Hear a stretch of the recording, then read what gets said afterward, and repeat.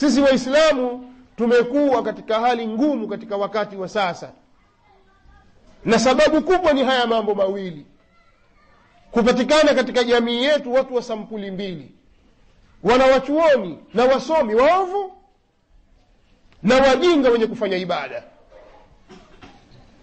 Hivi ni vitu viwili vibaya, vikiingia katika umma, basi umma uko katika hatari kubwa, na kila mmoja katika sisi kwa nafsi yake ni shahidi juu ya hilo. Hawa wajinga wenye kufanya ibada ni wengi sana. Sikwambii wajinga wasiofanya ibada.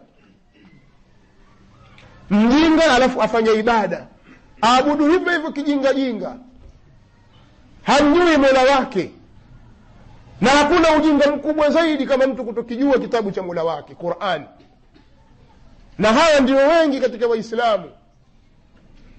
Wengi katika vijana ukiwaona, masha Allah, ni mtu mungwana, safi, sura yake nzuri, avaa vizuri, ajiheshimu, katika mujtama anaheshimiwa, lakini ukimtazama hajui kusoma Qur'an.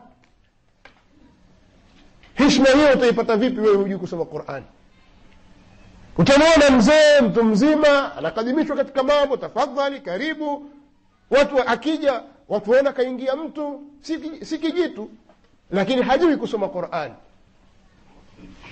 Na kama ajua kusoma, ajua kulipua lipua tu, la yuqimu hurufa, hawezi kusimamisha hurufi za Qur'an. Na kama atalimudu hilo, basi pengine hajui maana ya Qur'an, hajui tafsiri yake, asoma tu.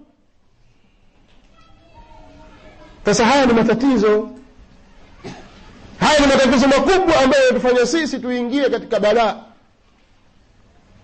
Sasa hebu jaribu kupita na kupeleleza, kuuliza kwa nini Waislamu waliozaliwa katika Uislamu hasa wengi wao hawajui kusoma Qur'ani. Kitu gani kilichowafanya waingie katika hilo? Ni kwa sababu hakuna misikiti ya watu kwenda kusoma, madarisi hakuna, au ni kitu gani?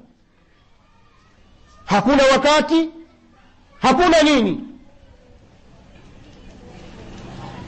Ukipeleleza na ukifuata